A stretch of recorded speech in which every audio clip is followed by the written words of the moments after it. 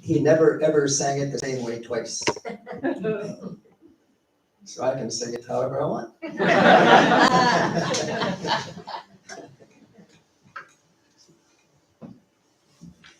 Hoo-ah, hey, yo, hey, hey, sinna, hey, yo, hey, yo, hey, yo, hey, yo, hey, yo, hoo-ah, hey, yo, hey, to shop, yo, hey, hey, sinna, hey, yo, hey, yo, hey, yo, hey, yo, hey, yo, hoo-ah, hey, to shop, ya, ya, hey, sinna, ya, ya, ya, hey, yo, hey, yo, hey, yo, hey, yo, hoo-ah, ya, hey, to shop, ya, ya, hey, sinna, ya, ya, ya, hey, yo, hey, yo, hey, yo, hey, yo, hoo-ah,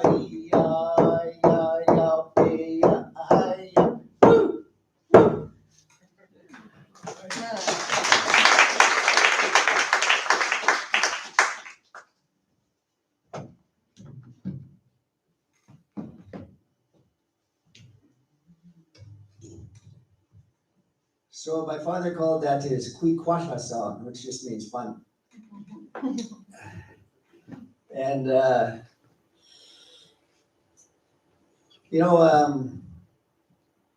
many times I'm asked, how did you become a writer?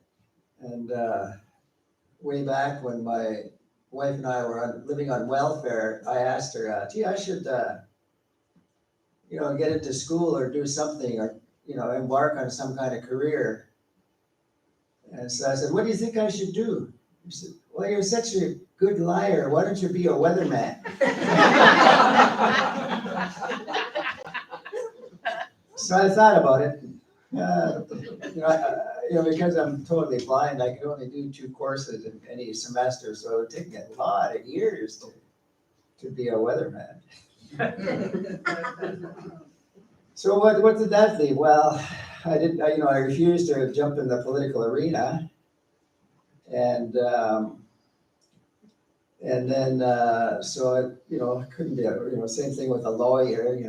Too many years needed. And then she said, well, why don't you be a writer? Oh, okay, I can do that. So no, that's not the truth. Actually, what happened was I started in accounting, and I was working for the Tribal Council in Port Alberni, and we had a celebration September 30th. It was 50 years since we shut down the Alberni Indian Residential School. And I was part of the team. I'm the only surviving member of the team who actually shut down the school. I was the accountant, and we didn't have any money, but I was setting up an accounting system, knowing that we were going to get really lots of money from the Department of Indian Affairs because we shut down that office in Port Alberni at the same time, and we inherited their budget. So in August, we gave the principal 30 days notice to move out of the school and to inform all of the students that were expected to go there, to inform them that they had to make alternate arrangements for education. And so in September, we moved in as a tribal council. We weren't even really formally incorporated yet, but they incorporated as a West Coast District Council of Chiefs, 14 nations from Port Renfrew all the way up to Cape Scott. And it was kind of weird for me, to be in that school, because I'd gone there for 9 years, this horrible, horrible place. And I think my office was the former principal's office. And, I would have thought that would give me a little feeling of power, but it really didn't. Like, I was so freaked out being in that building. But what made it worse was, several of my bosses, the chiefs, had raped me when I was a boy in the school. And so I had to work with these guys. So you can imagine that the tense environment, that it was really uncomfortable. And so, I became a very heavy drug user, to get through that. And then my vision was disappearing really fast. So I told the chiefs, I said, I can give you 2 years. And in that time, I'll train the bookkeeper to become the accountant, which I did. And she became a very good accountant. And the timing was so perfect. This job opportunity, a training opportunity came up at the CJAB radio station in Port Alberni. So I jumped at it and had great difficulty trying to figure out, how do you write a news story out of a school board meeting or out of a city council meeting? I was quite ignorant about the structures, how they operated and stuff. So to try and find a story out of what I was listening to was a real challenge. And I didn't like it. But I really enjoyed making documentaries. And I made this really, really good one. And they aired it for 5 days, Monday, Tuesday, Wednesday, Thursday, Friday, 1 hour. It was 2 hours, 2 hour show even. But it was, back then they called it land claims. So that was the topic. And for me, it was really enjoyable because it was quite a learning experience, because I would walk around with a tape recorder and just, if somebody was willing to talk, I would ask them if it was okay to turn on the tape recorder, and I would record them. And after many hours of recording, I realized that there were real obvious themes. There was education, fisheries, forestry, social services, all those kinds of topics. So I just divided the interviews into those sections and then strung it all together. And back then, they used a little metal template thing, and it had little grooves in it and you laid the tape in there, and then you actually used a razor blade to cut it. And then you would find the other end that you're going to cut, and then you could use just Scotch tape to tape it together. It was pretty archaic, but it worked. And it was controversial. Every issue, every topic was very controversial. And so when I was walking in uptown Port Alberni, I was amazed people would approach me, and they would either hate me or love me. They would either scold me or praise me, for stuff they heard on the radio. And so then the whole power of the media started getting clear to me. And then the editor of Alberni Valley Times heard one of the shows, and he phoned me up and he said, "You got to write an editorial for us." So I started writing a weekly editorial. I called it From the Inside Out. And I realized that what I was doing, I was sharing other people's stories. And so still to this day, I consider that as my mission in life, is to enable people to share their stories. And, from the radio station and the newspaper there, I moved to Nanaimo and became involved with Malaspina College, it was called then. It was just starting up. And I set up some short courses for Indigenous people there. And some artists got their start from a screen printing course that I set up. And then others went on to journalism and whatnot. We published the first edition of a newspaper, hoping to get funding. And did a video series on 5 prominent Indigenous women in Nanaimo, and we called that series The Achievers. And then we had a photojournalism class to supplement the little newspaper project. Unfortunately, at that time, the federal government decided that they would cut off all Native communications funding in British Columbia because they wanted BC to be like Alberta. Alberta had the Alberta Native Communications Society. But, they only got 3 or more languages, in the whole province. Whereas here in BC, we have 200 nations, each with its own dialect. And so, terrain is so different here, the geography is so much different than Alberta. You know, travel costs are way higher here, and so the whole communications is a real challenge, and it always has been. And so they did actually set up the BC Native Communication Society, but it didn't last long. They published a magazine called Cow 2, and then the chief of Seashell Tea took it over and operated for some time, called Cow 2. And it was pretty good. I really enjoyed it, enjoyed that publication. And, you know, I find that since the newspapers have disappeared, communications now is even more of a challenge. You know, sure, we have internet, but, you know, it's just so prolific. I mean, it's just, you know, like, how do you wade through all that stuff, you know, to decide what to read and to you know, come to some kind of feeling of it being the truth or not, you know, there is just so much stuff out there. And, you know, the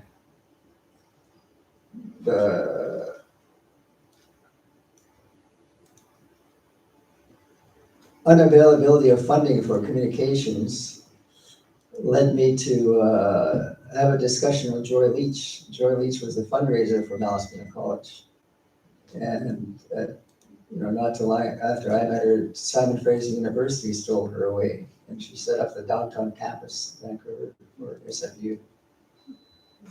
And, you know, just interesting. You know, she used to give fundraising workshops, and she said that the way she did that, raise money for that campus, was she phoned up the richest guy in Canada. I can't remember his name. And she said, I want you to be the chairman of our fundraising committee. And he said, what does that involve? And she said, you donate $1 million, and he asked all your buddies to donate $1 million each. Ooh. They got a little metal plaque on the door, you know, each of them, $4 million. But we're sitting there having coffee, trying to figure out, okay, what do we do? You know, there's got to be something we can do. And so the idea of book publishing was put on the table, and so I said, okay, sure, you know, let's do it. You know, I didn't know anything about writing editorial columns, but I did it. I didn't know anything about producing radio documentaries, but I did it.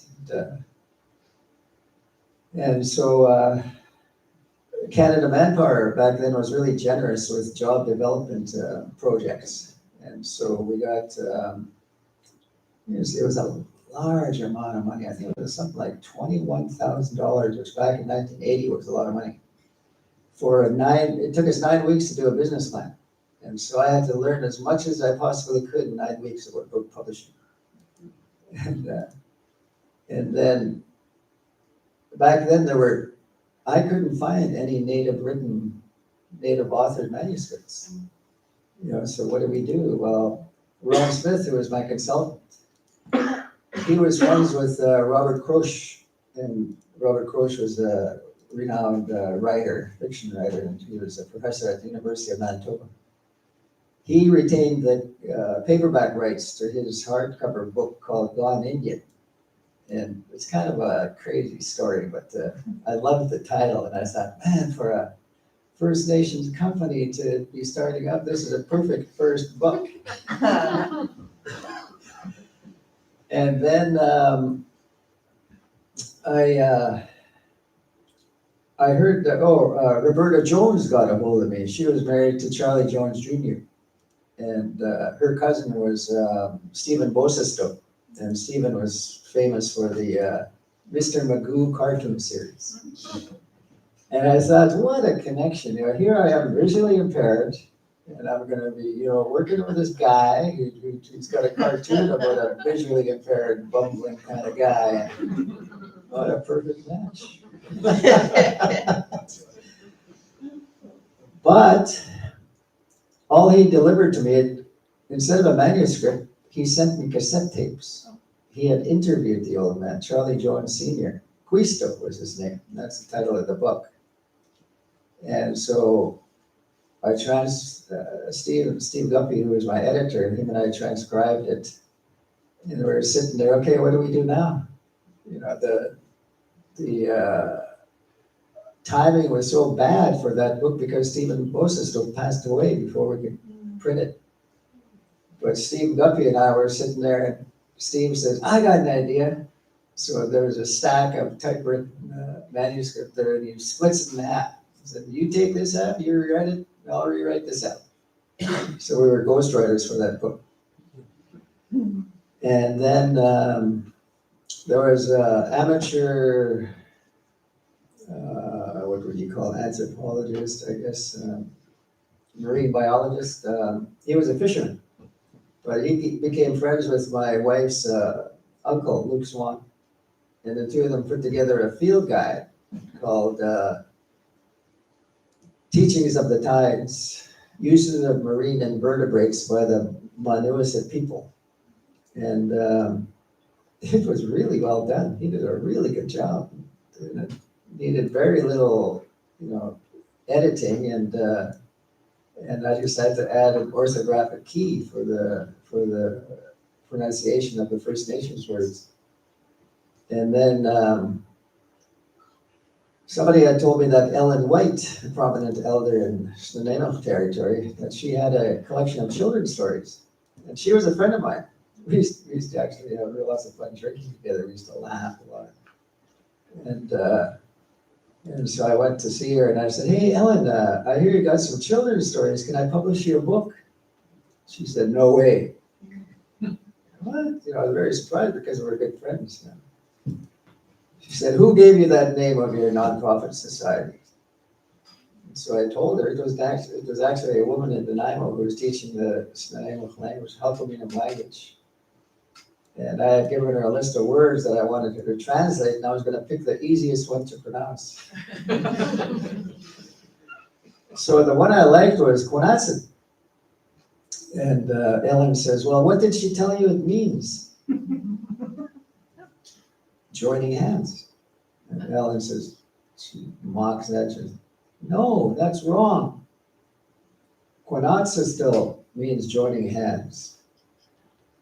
Quonatsit is actually a word, and you can pronounce it Quonatsit or Quonatsit. And one means to grab somebody by the balls, and the other one means to grab somebody by the ass.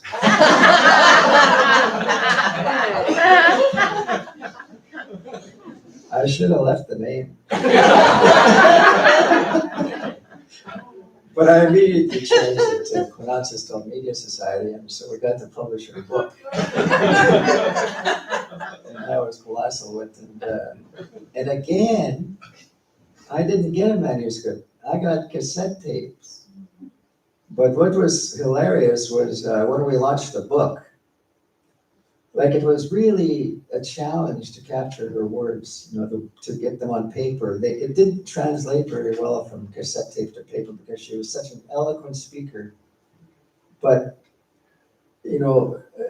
most of the time she didn't use what's considered proper English.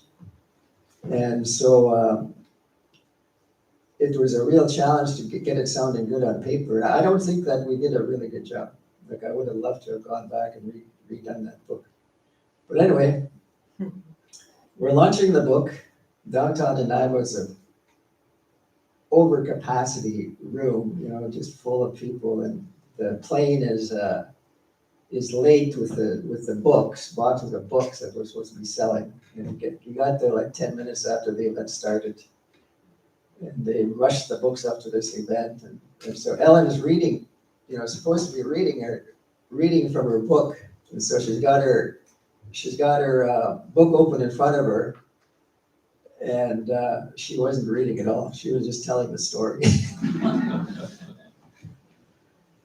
Yeah, so that was my first year of publishing, and then I was awarded a 2-year grant by Canada Manpower, but because of politics, there's always been a resistance from First Nations politicians to have criticism, to be criticized. Like they didn't want, maybe in the past, they didn't want criticism. They didn't want First Nations people criticizing First Nations leaders.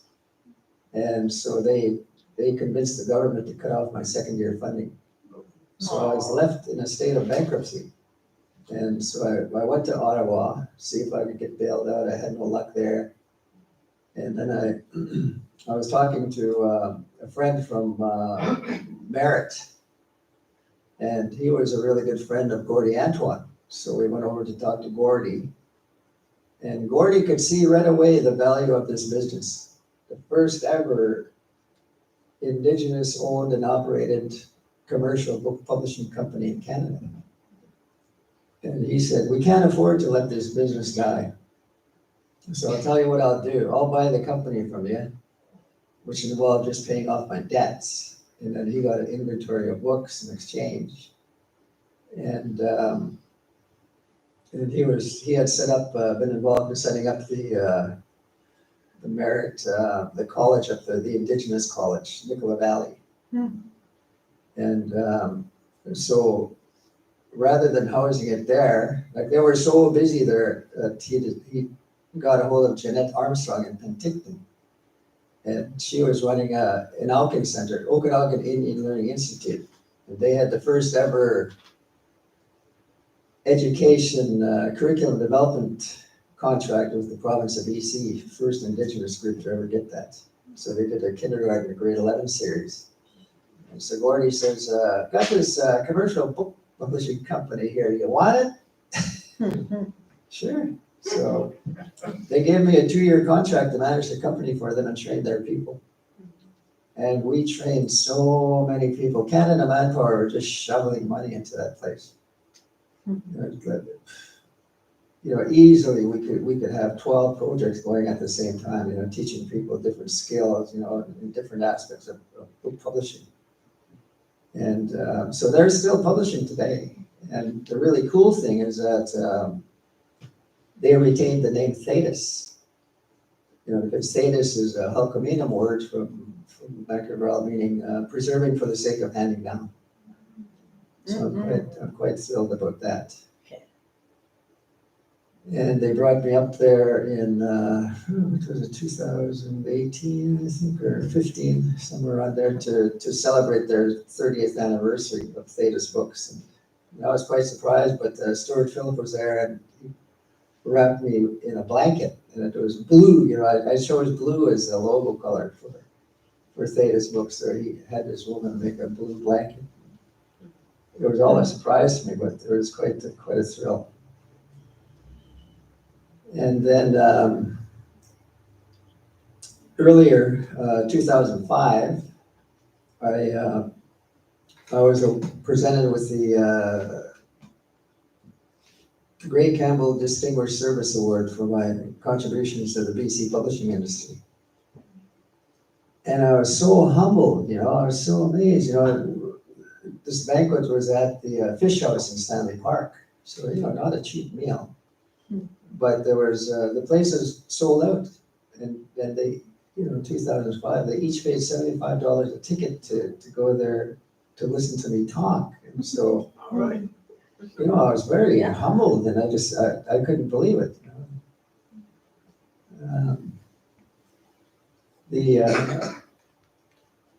The video history that I have is very interspersed with book publishing, but I love video. I'm working on a video right now. I'm producing a video on the Alberni Indian Residential School court cases. I started in 1995.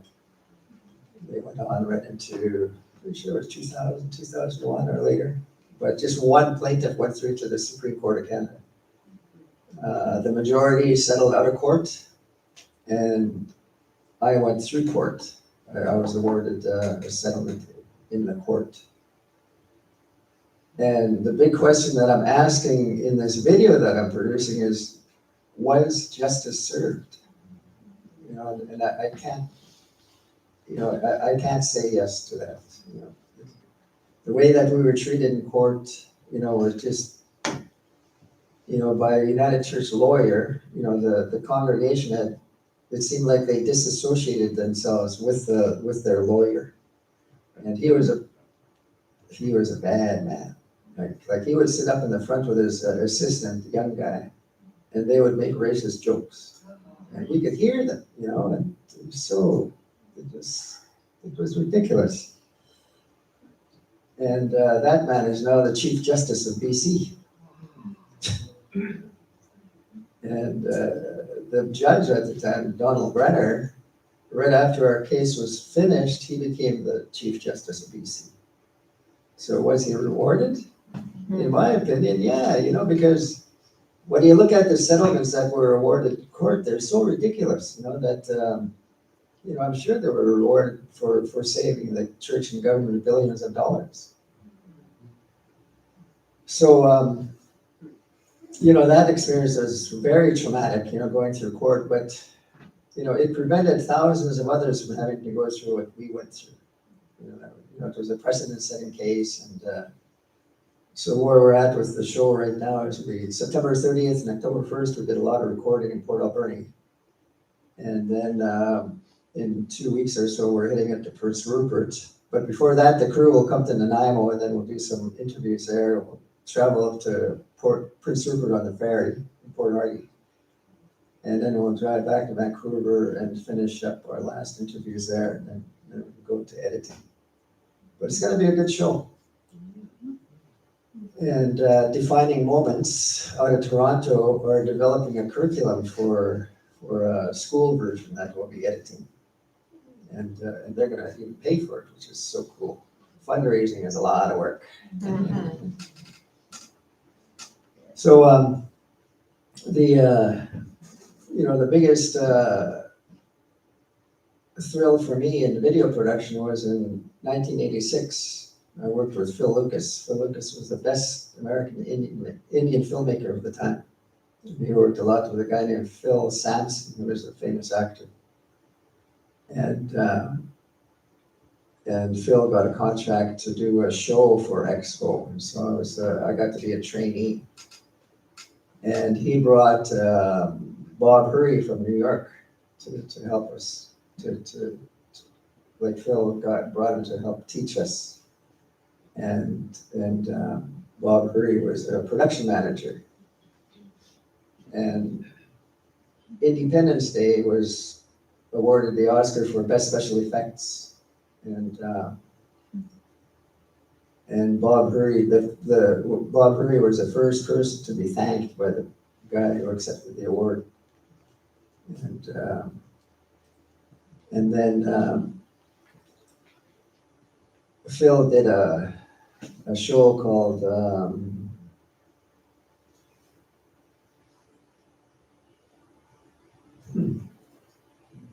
can't think of what it's called, but anyway, it was about the Alkali Lake people, and it was a story. It was a dramatic story about how the reserve sobered up, like the people acted themselves, like they played themselves. And it's just a really, really powerful video. And it was instrumental in advancing the sobriety movement within First Nations people. So it was a real honor to be learning from those people. And, the journey towards the university was interesting because all these, like they're classified as cultural industries, writing, publishing, video production, audio, all that stuff. And Canada Council for the Arts, who were the leaders in funding arts across Canada, used to have the attitude that artists should not get rich, especially if they're getting government funding. They have since changed their attitude. So now they expect artists to be paid fairly. And I really like that. So the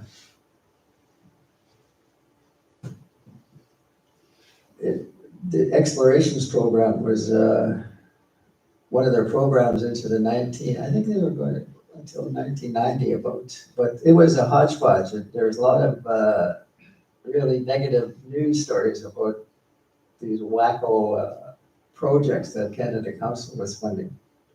And a lot of those were put through the Explorations program. It was like a catch-all, that just whatever couldn't fit into any program, they sent it to Explorations. And I was on that adjudication committee for 3 years. And it was just a great, great learning experience for me. Because I got to read all these funding applications and, learned the jargon. And, it was very good for me. And so one day, about 3 years ago, I guess I was, kind of just writing for Dice magazine mainly. And then I got a phone call from my nation in Port Alberta, and they said, they're looking for an elder in residence at Vancouver Island University. Okay. And, I was quite surprised because, I was more or less ostracized from my nation some years ago because I was the only person who would stand up to a corrupt politician. But I went and applied for this elder in residence position, and I got it. I guess I was the only applicant. So I was asking my boss, well, what do you want me to do? Should I make a to-do list? Can you help me with a to-do list so I know what I'm supposed to do? He said, no. Well, what's my role? Decolonization. Okay. I didn't dare say consider it done.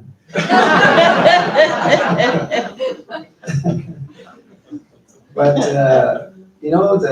the universities, with the young people, I carry a lot of hope because of them, because they're catching on, they're grasping it, they're taking it to heart, these three big words: indigenization, decolonization, and reconciliation.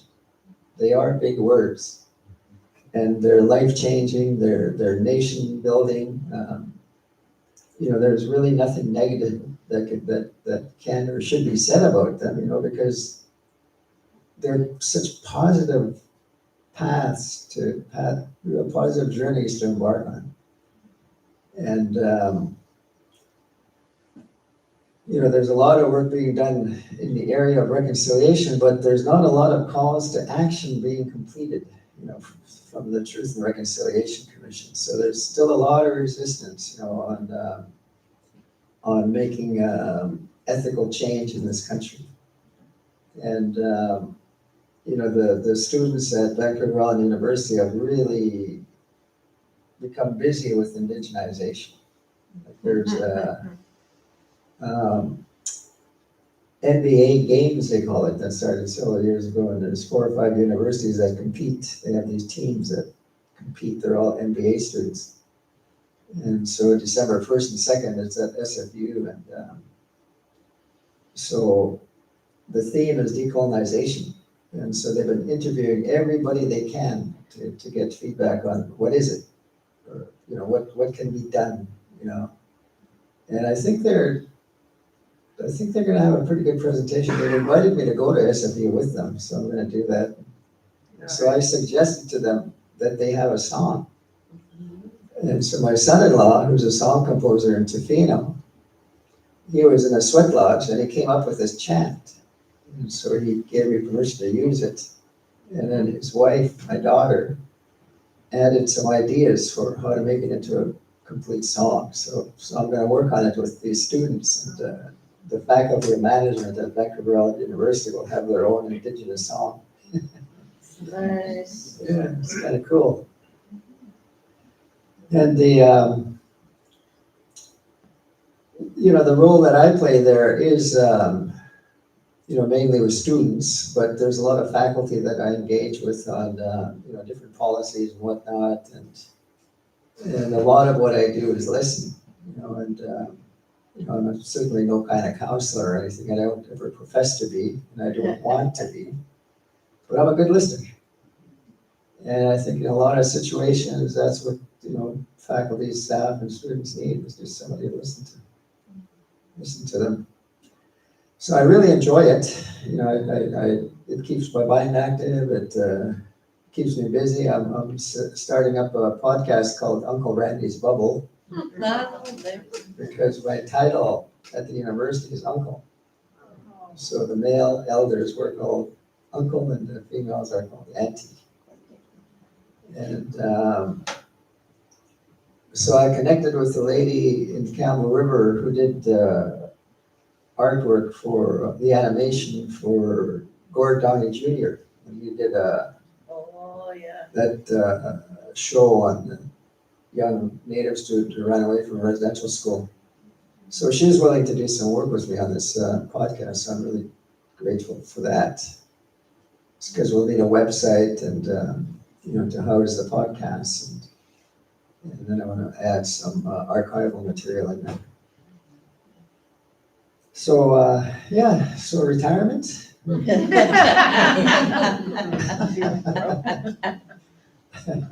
I tried.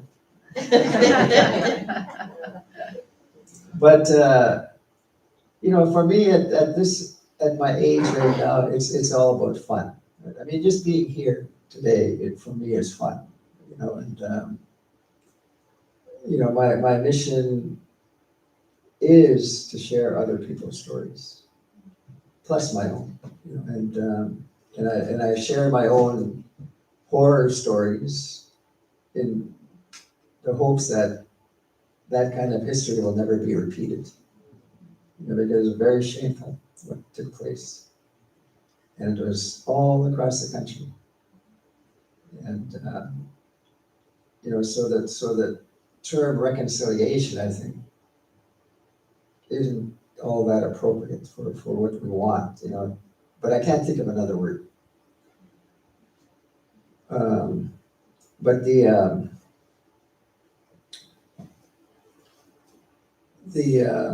activity at the university is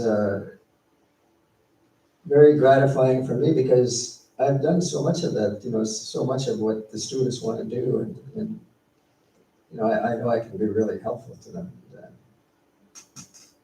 And I can really see the hope for the future in these young people. Like they so much want to do right. The majority of the students at VIU are immigrants or exchange or foreign students. That's what keeps that university afloat. And it's sad to say, but the the students from other countries, they're so wanting to do good, and they can see the difference in Western business, compared to Indigenous way of knowing or doing business. I encourage you to check out a board game called Potlatch. And it was developed in Duncan. They have a website to buy it. And I played it a couple of years ago at a research conference at VIU. And it's the exact opposite of Monopoly. And when we were finished, the five of us were debriefing and talking about the experience. And we realized that we were all happy. The game actually made us feel happy. And it's all on this potlatch society. Instead of accumulating for the purpose of greed and for hoarding, you generate food or whatever your necessities. You accumulate to help others. And like I've heard many First Nations people say, when they talk about history, our culture is based on sharing. So that's the big difference between Western business and Indigenous ways. Is that it's not, to be successful is not to accumulate stuff, but to, if there's any accumulation of stuff, it's for the purpose of giving it away. Before contact, okay, I'll take a break after I finish this part. So the, I forgot where I was. Oh, no, get rid of the thought. The Potlatch. Oh, yeah, potlatch.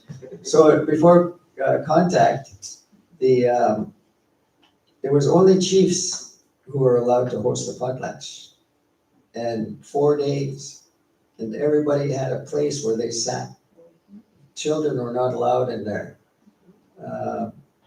My people would only use one drummer, because if you make a mistake, you have to pay the host. So if people are dancing and something falls off their regalia, or they make a wrong step, they have to pay the host for the mistake.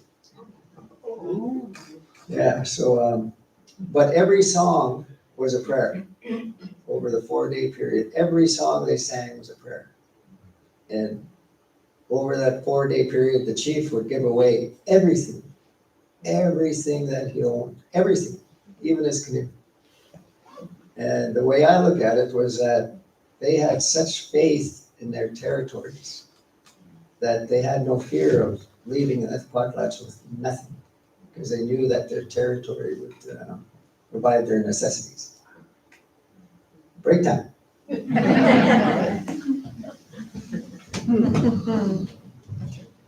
Thank you, Randy. We'll take about a 10-minute break and we'll convene at 3 o'clock for more of Randy's story.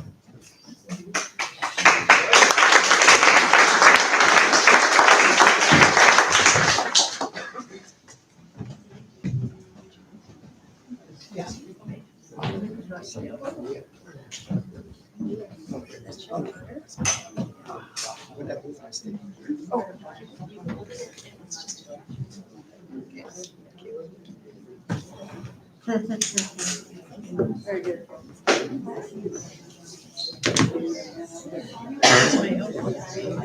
Proud and very prompt, and thank you for being prompt. And back to Mr. Randy.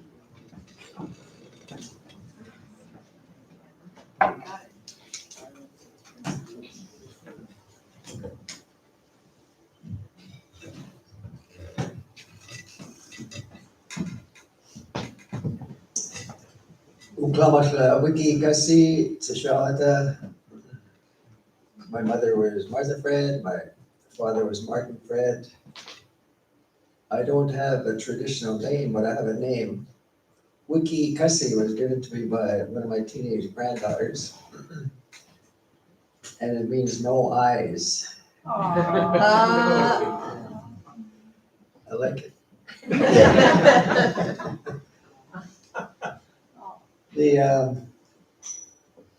protocol for our people is to always state what we can about our family history.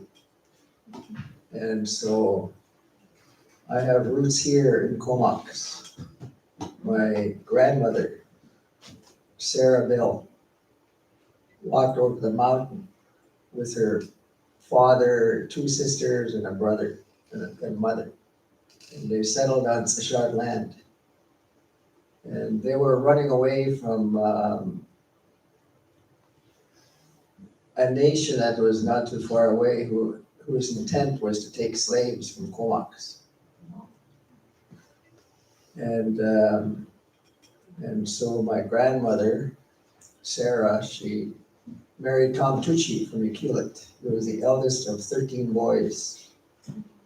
And so he moved to Port Alberni to settle on Sashad land. And then my mother had relatives through the Tucci family all the way down to Port Renfrew. Quisto's wife, Ida, was my mom's aunt. And my father had roots in Midnat, Ditiba territory. And really interesting thing about them was that in 1840, their chief, they were living at Nia Bay, northwest Olympic Peninsula. And there were 3 nations there, and they were fighting with each other. And the DT dot chief sent 2 scouts up to Vancouver Island. He said, go see if there's a place we can move to. So these 2 scouts were sitting at the Narrows in Nitnat Lake. Nitnat Lake is connected to the ocean. And they were just sitting there and they could see all these crabs in the water, all this fish. And so they went back and they reported there's an abundance of food up there. So in 1840, 7,000 of them moved in canoes from Nia Bay to Vancouver Island. There were 5 settlements around Nitnat Lake.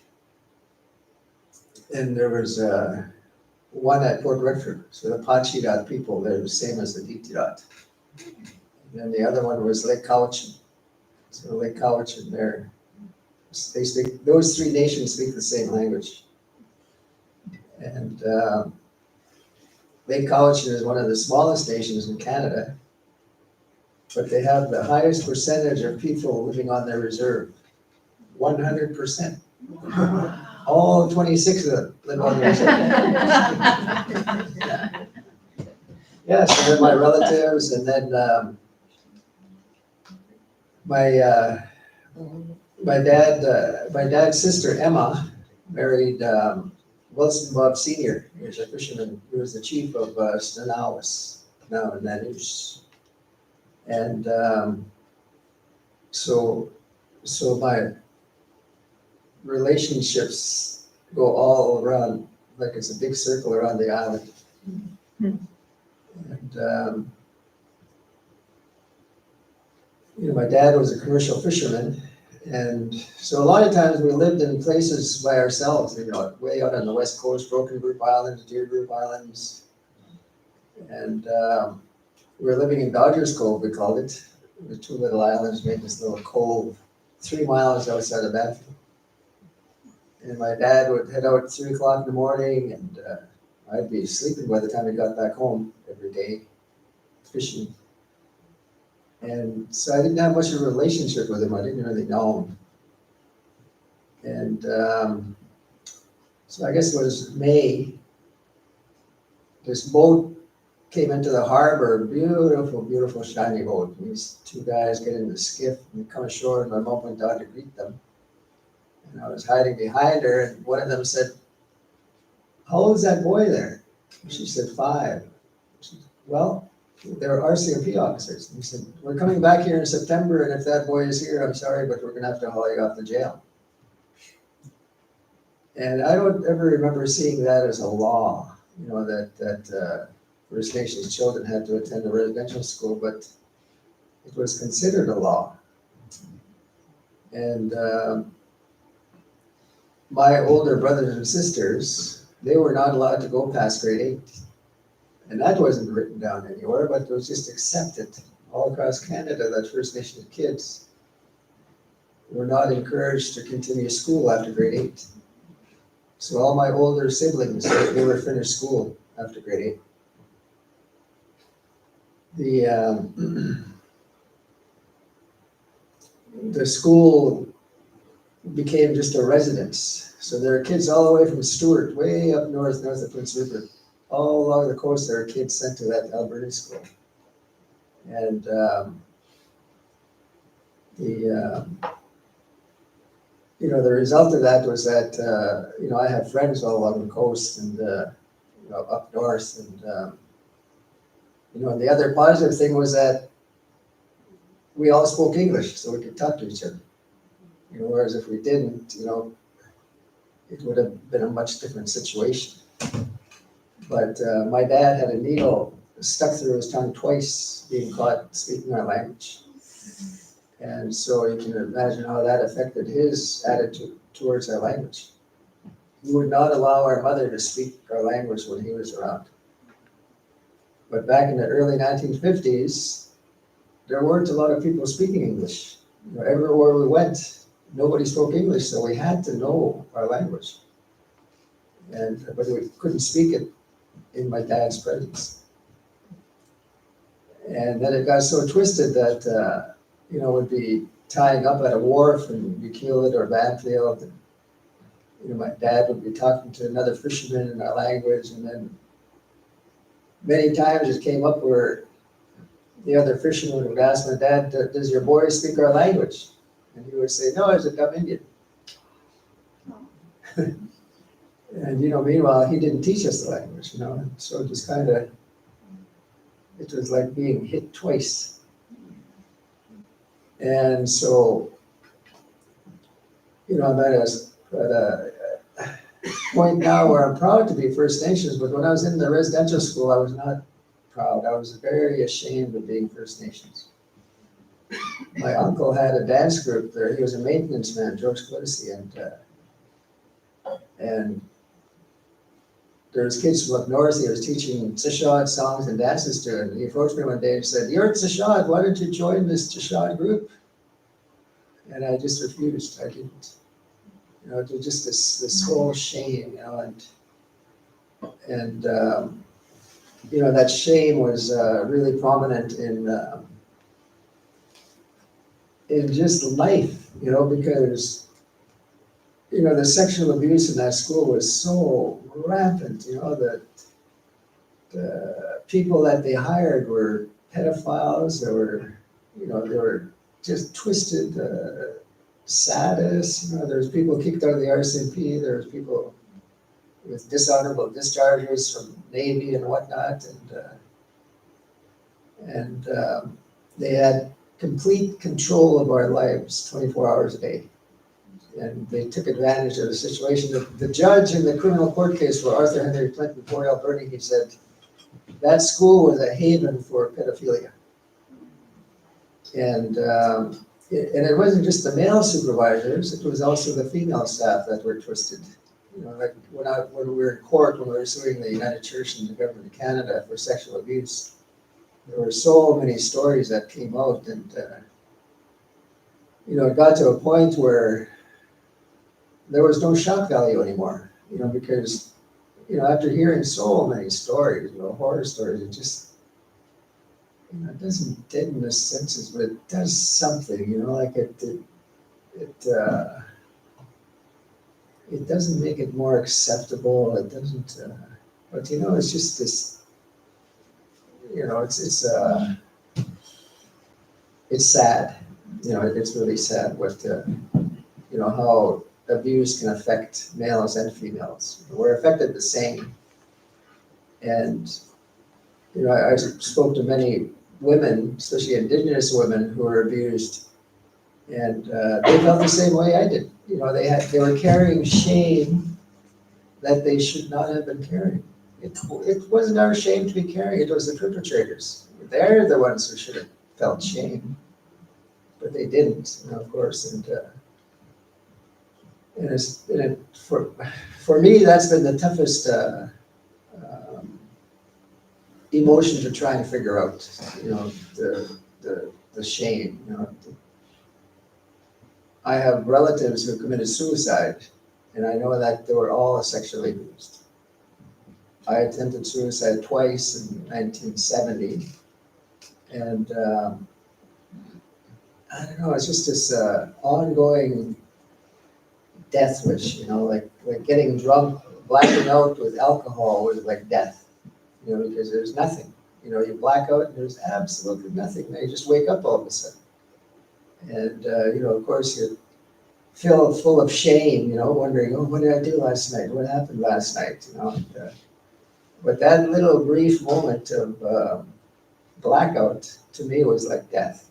And I welcomed it. But, it took many years to get over that, I can't say that I've totally eliminated the feeling of shame, but, it's a weird thing, like it's still there, pops up every now and then, and it results in real feelings of insecurity, and insecurity leads to so many other negatives, like jealousy, and in our communities, it leads to, wife beating and, child abuse and all kinds of stuff. And,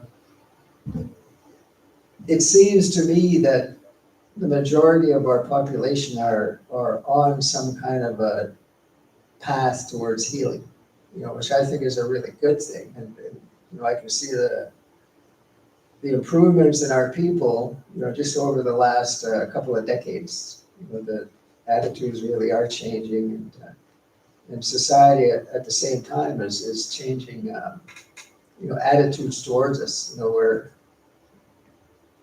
in 1968.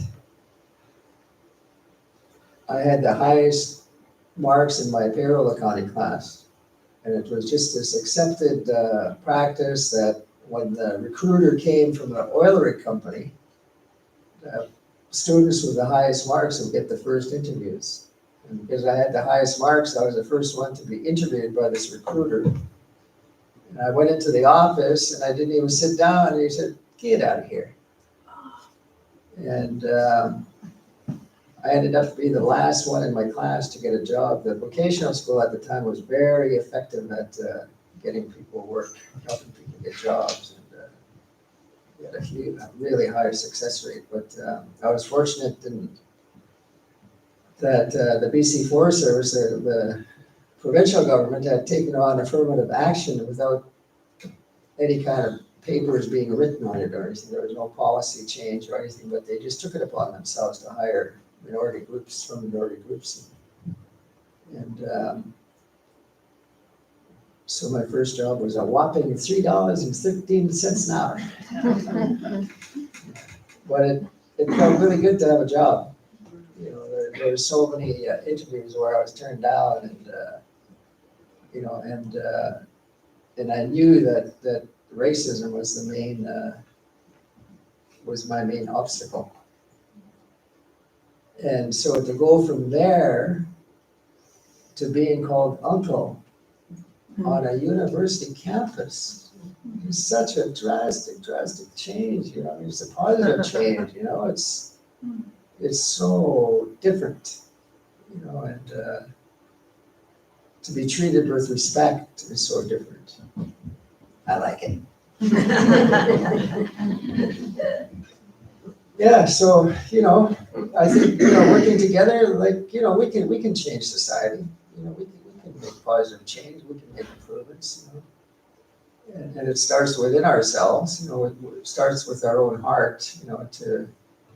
To really examine ourselves and to really admit when it's time to make a positive change. A lot of times, I know it feels like there's no need for change. Everything is great, but on closer examination, it's not the case. So, the great thing about indigenization is the acceptance of First Nations protocols. And so I am a visitor.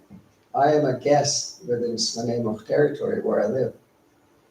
And so it's my responsibility to learn what I can about the Snuneymuxw people and their Hul'qumi'num language. That's all of our responsibilities. We don't have to hound the local First Nations, but however we can collect information, gather information to learn about the true owners of this territory. That will take us all a long ways into being able to live together in peace and harmony. And the process of decolonization is a really tough one, because our First Nations have to decolonize. We've been forced. We've had this governance structure forced on us, through the Indian Act. And our people are forced to vote, and it's called democracy. But when those ballots are cast, democracy is out the window. Because in order for a democracy to succeed, it needs a balance of power. It needs that opposition, it needs that criticism, but without it, you have autocracy, and that's where our leaders are at today. And they're so comfortable that change is gonna be a huge challenge, huge. So it's not only society that needs positive change, but it's First Nations that need positive change. You know, but we can all do it, we can all make it. And, you know, we're born with this desire to be happy. You know, we're born with a desire to live. You know, and there's negative circumstances that change that for us, but, you know, but we can get back on the path. You know, like, I think the big lesson with the plaintiffs in the court case I was involved with is our resilience. You know, we were treated like garbage in the residential school, and then we're treated like garbage in the courtroom. But some of us survived. The majority of the plaintiffs have passed away, but you know, I think, like I've talked to a few of the plaintiffs who are in really bad shape yet. They're still traumatized and have great difficulty existing. But the majority of us, I think we're able to stand on our feet. We're able to share our stories. We're able to help other people. And, you know, and I think that says a lot for the resilience of all our people. You know, the whole process of reconciliation is going to be a big success when the governments agree that the majority of the land should just be given back to First Nations. You know, that concept is so large, you know, that, you know, politicians can debate it till the cows come home. So, you know, we're faced with many challenges. We're faced with a lot of learning that we've got to do, but it need not be burdensome. You know, like to learn about other people is so gratifying for me. You know, that's what I love about being at the university. I meet these students from all around the world, and their stories are so interesting to me, so fascinating. You know, I'm really looking forward to interviewing some of them for my podcast. Commercial time. Watch out for Uncle Randy's bubble.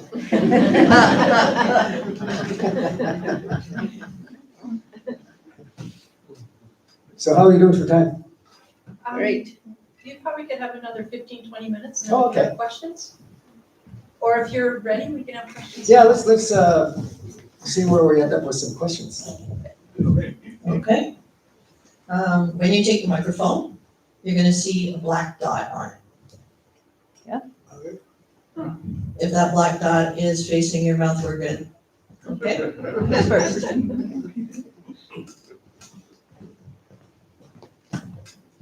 Well, I guess I have two questions. I mean, you seem to be optimistic about the process, even though it's flawed and imperfect. But my really important question, the thing that weighs on my soul is do you see parallels between the emergence of First Nations people and give the society credit and the sense of growing respect between the two cultures? Do you see any possibility that model of enfranchising First Nations people might somehow be a model that might apply and might solve the horrendous crisis that we see going on in the Middle East these days? Wow. It's a 20-minute. I think that the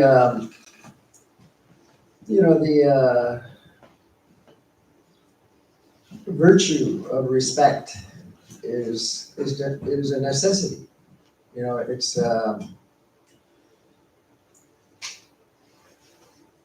does not necessitate that there's any kind of massive change in culture or language, but you know, the disenfranchisement, I think, is not really a solution. I don't think. Like, I think you know, just the way that we are here now, right? Like we're all I'm not sure where everybody is from, but I assume that that there's people from different countries or have roots in different countries. But, we are in some regard a melting pot, but in my opinion, the independence of First Nations people in Canada is important to maintain. It's important to maintain that it's not a separation, but it's distinction, that First Nations people are the true owners of this land. We're the first ones here, and in any other situation, that gives us right to the land. But, it certainly doesn't encourage any First Nations people to wish or hope that people went back somewhere else. I don't think that any First Nations people want people to leave. There's enough land here for all of us. And if it was managed properly, we can all survive well. But,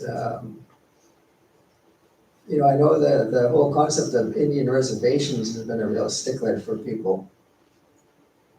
And it certainly is for First Nations people because, we never used to have boundaries, Like the whole concept of land ownership was so different. We didn't own land, and when the settlers came in, with their maps and charts and drawing lines and whatnot, that was so foreign to First Nations people. It took many, well, I would say centuries for First Nations people to really comprehend land ownership. Because in our opinion, we were given the responsibility of looking after the land, not owning it. But,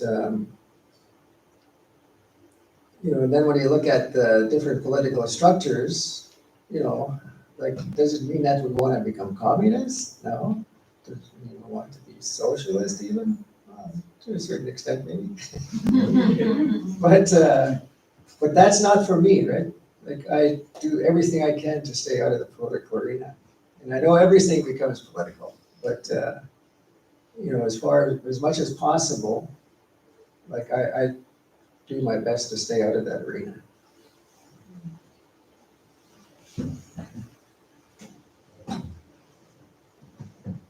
Somebody else?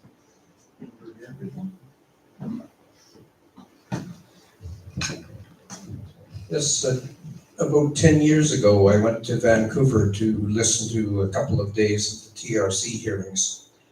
And one of the patterns that I saw was many people, perhaps of your age and my age, well, I didn't experience it. I'm a colonial background. The Indigenous people that I heard on the stage talking about their lives, there was a pattern that they left the residential schools, they were basically left stranded. They drifted into the wrong areas of settler society and had a hard time. Then what rescued them was basically somehow getting the ones who survived, got connected back with their original culture somehow. The elders on their traditional village perhaps helped them and assisted them, I guess, in establishing an Indigenous identity. Is that still the situation now? Is there a lack of identity? And especially now, I guess it's different. If you're living on the reserve, that's one thing. If you're living in settler society, is another. Is it still an issue for people to get reconnected with their culture? Do people arrive at university, for example, not knowing their culture? Do you sense an issue there? Or are they grounded in the culture and therefore can move forward? The residential schools were set up to take the Indian out of us. And, so preventing the students from speaking their own language or practicing any kind of cultural activity was forbidden. But fortunately, there were people in communities who maintained, the knowledge, retained the knowledge and passed it around, made sure that it survived. And this society, the way that we operate keeps us so busy, that it's really difficult to take the time that it needs to learn a language properly or to learn about a culture properly, and so as much as I would like to say that, there's a huge movement to take advantage of our culture, it's not, we're not yet there, but we're moving there. We're moving towards that quickly. There's a lot of programs for young people right now.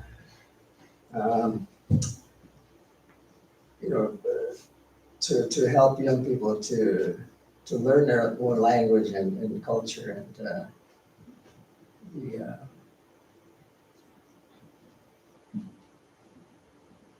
the dedication that's needed though is really high, and I think we can get there. I think we can get to a place where the majority of First Nations people in any community can speak their language.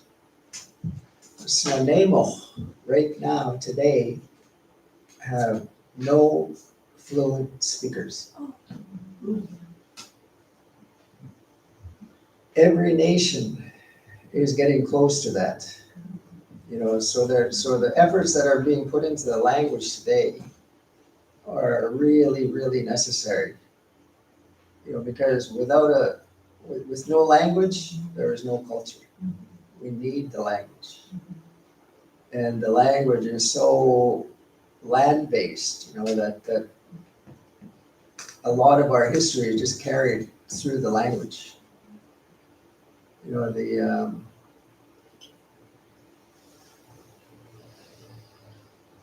It's getting more and more well known today that, the First Nations knowledge can really benefit all of society. Take, for instance, the recent wildfires.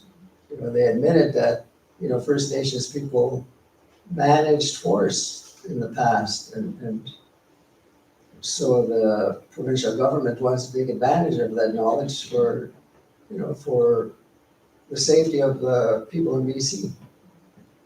And the same thing can happen, with our sea resources. Like Department of Fisheries and Oceans refused to give any kind of management to First Nations people, yet we know the sea resources. We know about the whales, the fish, the ducks, the herring. We know about all that stuff. We know about the invertebrates. We know how they should be managed.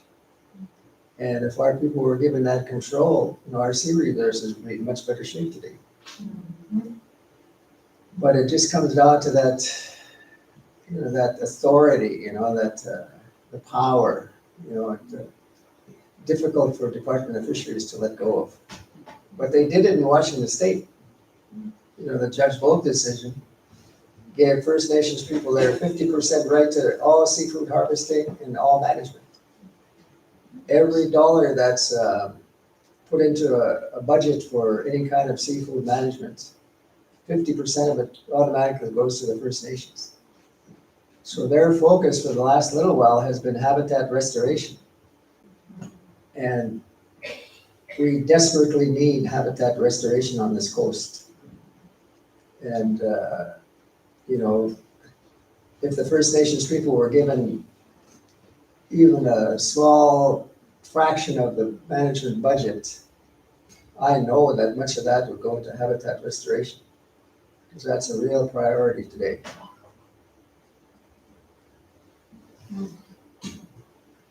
Did I even answer a question? There's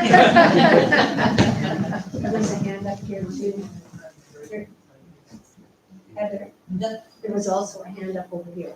Okay. Actually, I was pointing at her because she had her hand up Oh. before. All right. You're closer to over there. Everything's like- Thank you. Uncle, you may have answered part of this already, or all of this, take off maybe on the last one, but you mentioned the three pillars of decolonization and reconciliation and indigenization. I guess I'd like to know maybe a little bit more about what you would mean or see in terms of indigenization, maybe over and above what you already enlightened us with.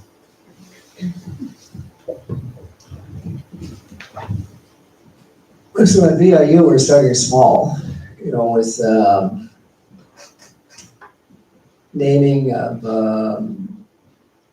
buildings and getting language spread out around the campus, signage and little bit of history here and there. And, there's a little exercise I'm going through with the MBA students, just having them compose a song with me, that they can sing, that can be their own, like that's fun part of it, the the artwork is, in the past was considered just a craft, but people realize today that it really is a respectable art form. And so, BIU is really doing whatever it can to make Indigenous art visible around the campus. And then we have, like our president, she makes speeches in Halkamina. She's an AT. And I got to lawn bowl in New Zealand, and it was para lawn bowling, I guess, different disabilities, but we were welcomed by the local chief. They sang and danced, and then the Wellington mayor, who was European descent, he gave us a lengthy welcome in Maori. I was so impressed, and then the people that I played against, the New Zealanders, like they were so proud, like the Maori have exclusive right to mine what they call greenstone. It's kind of like a turquoise, but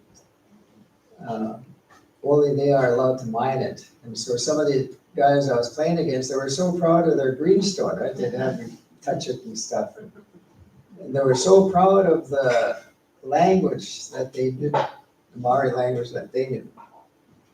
They were mostly European descent, but so proud of it, and I can see that on campus, in Nanaimo, when non-Indigenous people learn parts of the language, it's very thrilling to them. And for me, it's really thrilling to listen to people, like that's indigenization. And, I think the most important part of it all, though, is understanding protocols and, making use of them. And there's so much similarity, like when it comes to virtues especially, right? Like we all have the same, we all want love, we all want respect, so it's gotta be a give and take though, right? We have to be able to share, to enjoy. And, just taking that into account, right? To be together, to feel good to be together, like that. That's indigenization as far as I'm concerned, because, we're different, we're from different places, we have different upbringings, but we can still be together. We can still enjoy each other's company. We can still learn from each other. And Yeah, that's the big part of indigenization in my mind. And it's, like I keep saying, change is so uncomfortable in many circumstances. But we have to go through it, and we can, we can. It need not be a scary thing. It can make us real happy, in fact.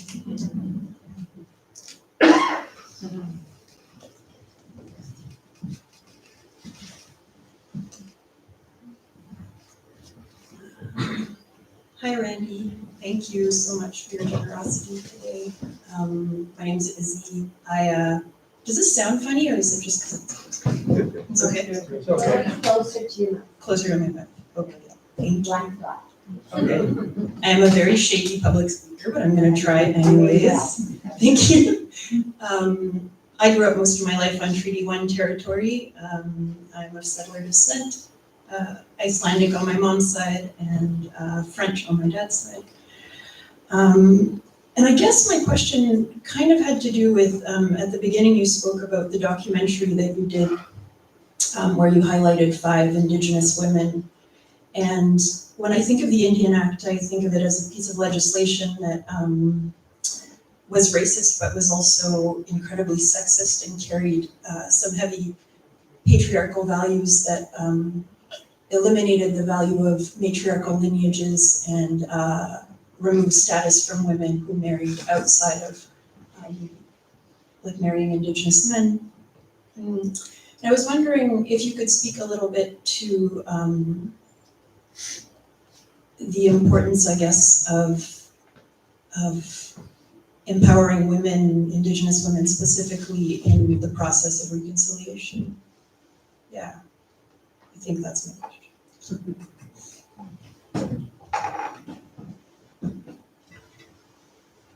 You've probably heard that many of our nations are matriarchal.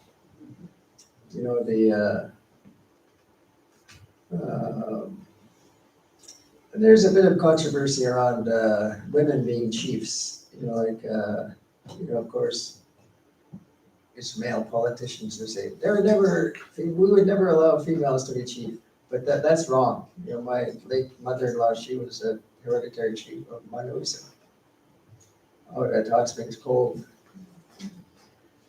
She was, at the age of 12, she was put out in the forest by herself for 12 days. It was a ceremony for her to accept the chieftainship of her people. Her father was passing on his chieftainship, and he wanted to do it before he passed away. And so she was left out in the forest all by herself, but they had a wolf clan who looked after her. She never saw any of them, but they left food for her and good clothing and whatnot. And, the treaty process just wreaked havoc in the native communities. It started so much fighting. And my mother-in-law attended a treaty meeting in Tofino. And she hadn't been updated on everything before she attended that meeting. And so she asked questions of the federal government negotiators. And the chiefs felt kind of ashamed and insulted by her questions. And so they decided that they would have her removed as hereditary chief. And so they tricked her into going to a house and she had just gotten over pneumonia. And so they told her, it's really important, you gotta come here. And so she goes there, and then they bring her to the community hall right away. And there were 3 men there. Chief McQuina George, Stanley Sam, who was a cultural leader for Howsit, and Clifford Edler. And they swore at my mother-in-law, they called her names, they called her a dirty dog, and they stripped her of her chieftainship and gave it to her nephew. And then they produced a video, and it opens up with Stanley Sam and McQuina George standing there saying, "We never, ever allowed women to be our chiefs." To spend money to make that statement, in my mind, was so ridiculous. And, you know, I felt for her, but, you know, I mean, you know, she was my mother-in-law, so of course I was gonna side with her, but, you know, just the way that they treated her because of that, you know, because of her being a female hereditary chief was, oh, I keep saying the word shame, you know, that was shameful, you know, the way they treated her. There was nothing indigenous about that at all. And, you know, with the way society is changing all the time, you know, like, I would love to see more female chiefs, you know, because when you look at the caretaking of an Indian reservation or, you know, community, there's so much skills that a woman just naturally has, you know, to help look after a community. And then I think there's something to be said about the heart condition, you know? Like, I think that there's more compassion coming from women than men, you know, and I think that would really help our political structures, you know, if we had more compassion. Lots too.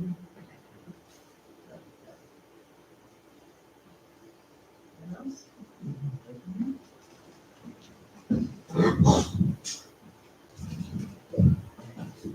So Randy, I was very hopeful that Jody Wilson-Raybould would have an impact politically, and I know you want to stay out of the political arena, but do you know, and you can't speak for her, but has she given up? Or do you have any understanding of where her political situation is going, either with the First Nations or with the broader community? Oops. that was the microphone. So you're right. She's an amazing woman, and I'm not sure where, you know, exactly what she's doing for, you know, any kind of income right now, but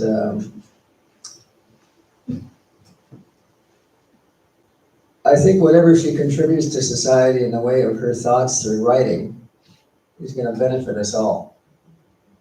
You know, she has such great experience, and her father was such a strong leader. Like, I knew Bill. We were both involved with the Union of BC Indian Chiefs way back in the 1970s.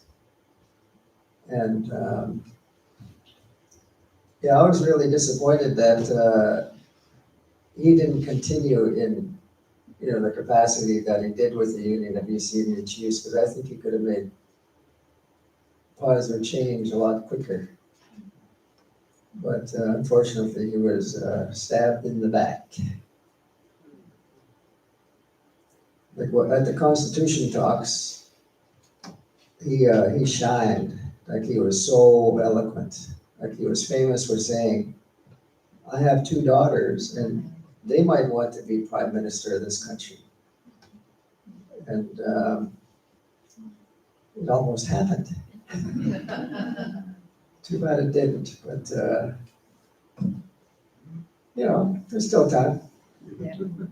Who knows? Like, I don't know what her aspirations are, you know, in the political arena, but we certainly need more strong women like her.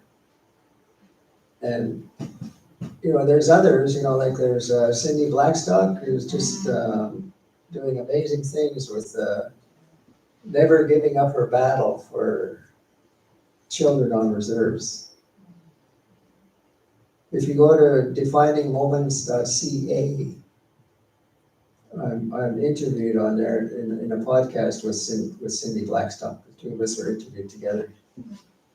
I don't know why they picked us to be interviewed together, but I was very humbled to be interviewed at the same time as a very prominent woman like her. But they do curriculum, and their website is really worth checking out because they did a defining moments. They look for historical events or happenings to commemorate. So last year, it was the 100th anniversary of Dr. Peter Bryce's report to the Government of Canada. In his report in 1922, he stated that more than in the 30 or so residential schools that he visited, Yeah. more than half of the children were dying. Yeah. There was a big TB epidemic back then. And so he lived for 10 more years, and he fought every day to try and get the Government of Canada to recognize that report that he wrote. They refused. They just put the report on a shelf and to collect dust, and didn't do a thing. And so Defining Moments have a curriculum on that. And something else to check out on there is Vanessa Scott's writing. Vanessa Scott is now living in Campbell River, I believe. But her great-grandfather was principal of the Alberta Indian Residential School in the 1940s. And the eldest plaintiff in our court case, Harvey Brooks, he was in the school in the 1940s, and on the witness stand, he said, Mr. Scott was a good guy. But, Vanessa, being the descendant of him, and then plus her parents too, were both teachers at the school, and they married each other at the Alberta school. So Vanessa has been on this journey of reconciliation within herself. Like when the Truth and Reconciliation Commission was formed, she started attending workshops to grapple with her feelings about coming from a family that worked at the school. I wouldn't classify her ancestors as sadists or wackos or pedophiles, but I think despite that, there's still, in Vanessa's mind, a lot of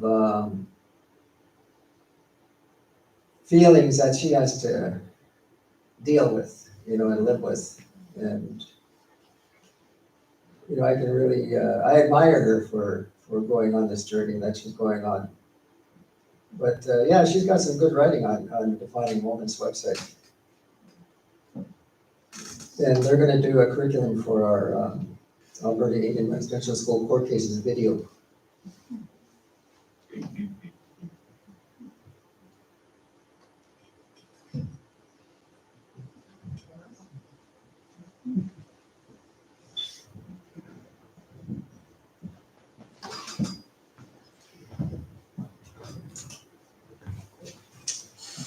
Well, thank you very much, Andy, for this presentation.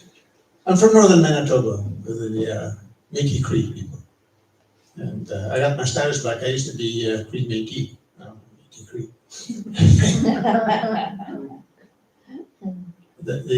I have a lot of questions through my life, from my own experience, because the village I come from in northern Manitoba was predominantly native, Métis and Dene, which is Athabascan-speaking people. And most of my relatives are Cree. And I'm descended from a Hudson Bay man who came to the Hudson Bay coast at about age 16 from England.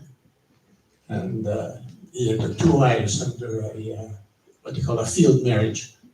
And the first marriage was in the Hudson Bay coast. That's where I'm descended from. The second one was near Lloydminster, took another wife, and I have a lot of relatives from that branch. I think a lot of Métis can relate to that. It's my firm belief that if you've been here for about 4, 5, 6 generations, the chances of you having some native blood are pretty strong. Native people as a whole, including the Inuit and the Métis, represent approximately 5% of the total population of Canada. Okay. some progress has been made, Native people, in amalgamating with the current culture. And I like to state that I consider myself a Canadian. A lot of people ask me that, what nationality are you? You know, I'm Canadian. Am I proud of that? I don't put much faith in the word pride. My Christian teachings tend to teach me that pride is one of the 7 deadly sins. I don't know if you agree with that, but I'm a Roman Catholic from my mother's side and Anglican by my dad's side. And there's a lot of differences between those two groups of people. Anglican Church having been supported by the Hudson Bay Company, English, and the Catholic from the French-Canadian voyageurs and missionaries that came west to convert the native population into Christianity. And I've seen a lot of differences among Christianity itself. Your own church here, for example, it's a Christian church, of course, but it's different from the Catholic Church, from the Anglican Church, so many other denominations. And that's the same thing with Islam or Jewish. They're different people, differ. Can't seem to come into agreement about how to interpret their writings, their script. A lot of progress by Native people and the people of Canada with conscience has gone to the United Nations, which generated the UNDRIP, as you probably heard, the United Nations Declaration of the Rights of Indigenous People. That's all good. You know, some people have refused to recognize that declaration, including Canada, and you can understand why. Because ideally, the only way we can change things is for all the non-native people in this country to leave and go back to their original countries. It's not going to happen, is it? So I left my native community when I was 21, after high school, and I joined the Air Force and left altogether. And from my own experience in those years, and then I retired here a few years ago, I have a lot to learn. I haven't learned a lot because I have embraced both cultures. And it's worked out okay. The Métis people themselves are, you know, a mixture of both cultures and religions. So, Anglo, Métis, or Franco, but there's differences between them. And the Métis people, as you know, have fought the Macdonald government for their own rights and independence. And the Hudson Bay Company sold Rupert's Land, if you know anything about the Hudson Bay Company, to the government of Canada. And so came the rush of immigration, with the advance of railroad and telecommunications and so on, and advancements in technology, which I admire. I became an air traffic controller. So I did that for 38 years. And I've learned and seen a lot, and also the progress of my people up in northern Manitoba. And today I don't like the statistics. So much percentage of Native children are in foster care. So many men and women are in prison.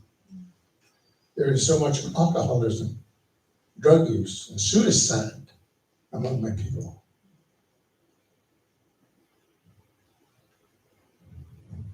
How do we resolve the wrongs? How do we cope with it? It's not going to take overnight, as Randy said. It's a start. All right. I have heard many chiefs, leaders of Native communities across this country, and I don't agree with them wholeheartedly. That there's large amounts of money that's being given by our present government for this or that. And I don't agree with it. And it's not a popular opinion on both sides. So I don't want to take up too much time, but I want to thank you for coming here, Andy, because I'm still in search for the answer and what it will take If I may, I share a little story with you, if I can. And I noticed there's nobody else that raised their hand, so maybe I have a couple more minutes. It's 4:00. It is 4 o'clock, okay. I have grandchildren, and I love them, you know, and when they became the kids, I made them all drums. As they got older, my sister-in-law, I'm sorry, my daughter-in-law asked me, would you come to your grandson's school and tell a story, maybe a story? And I said, Arabic. So I took my drum. I went to his school at Burnaby at the time. Went to his school and he brought his drum with him. He was very happy. And when I played my drum at the beginning of the story, he was sitting there pounding on his drum. I looked across the class, many different nationalities, but many Canadians today. He was very proud of his grandfather. He introduced me. This is my grandfather. That's my story. But the truth of the matter is my son, was his father, is Ukrainian Canadian. His grandfather was an immigrant.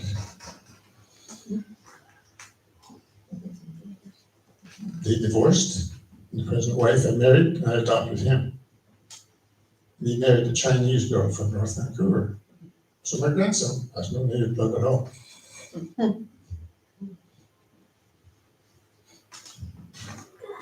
But somebody once said that being native is not a matter of blood, it's a way of life.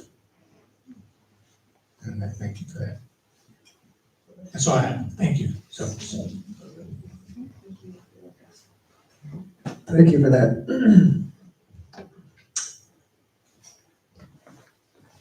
We used to say that on Vancouver Island, there are 3 nations. On the west coast, Nu-chal-nuth, on the east side, up to Qualicum, Salish, Alcamain speakers, and the rest of the island, Kwakwala. But it's changed. Today, we say that there are 4 nations on Vancouver Island.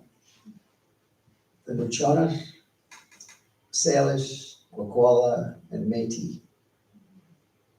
The Métis have been fully, totally accepted, welcomed on this island.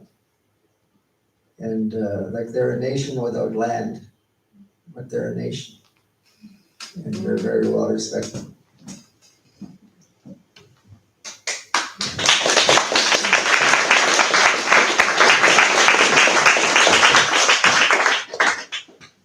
At this time, I'd like to acknowledge that the words I'm going to share with you in closing were crafted by George Penfold, the treasurer of the Comox Valley Unitarian Fellowship, and I thank you for these words, George.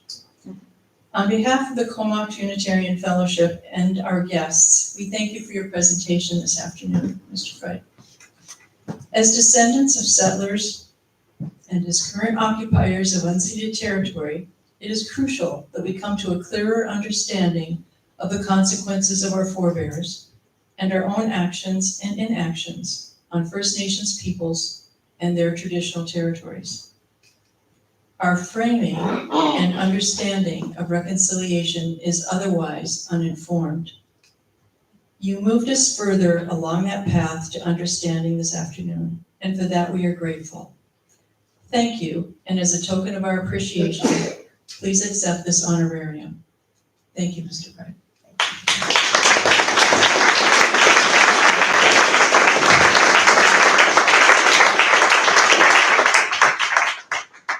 And now we'll proceed to asking our attendees to move the chairs to the side and begin folding them up, and we'll set up tables for the potluck. Please stay and join us if you wish, even if you didn't bring anything to share. We think we have enough to go around.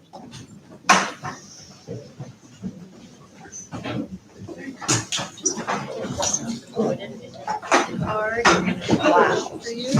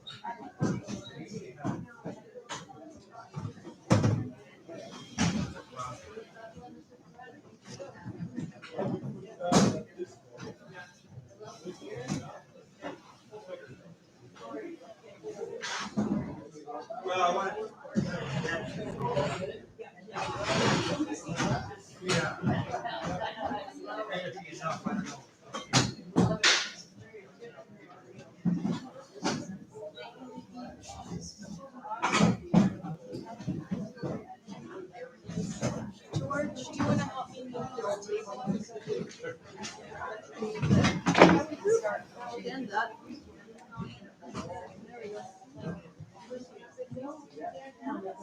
So people can get on.